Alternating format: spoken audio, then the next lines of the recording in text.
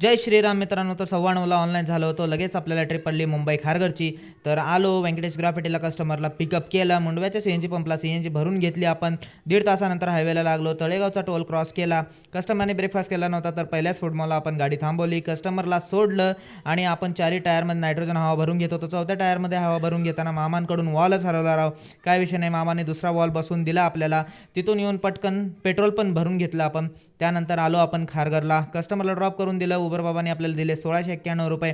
त्यानंतर दीड तासानंतर त्यांनाच रिटर्न पुण्याला घेऊन जायचं होतं परत. तर म्हणलं निवांत आराम केलं. तिथून आलो कस्टमरला आणि 2:45 वाजता पिकअप केलं आणि निघालो आपण पुण्याच्या दिशेने. खालापूरचा टोल क्रॉस करून आलो फूड मॉलला. पटकन फुल सीएनजी भरून घेतली. त्यानंतर घाट क्रॉस करून आलो आपण डायरेक्ट केशवनगर व्यंकटेश ग्राफिटीला. येऊन कस्टमरला ड्रॉप करून दिलं मित्रांनो.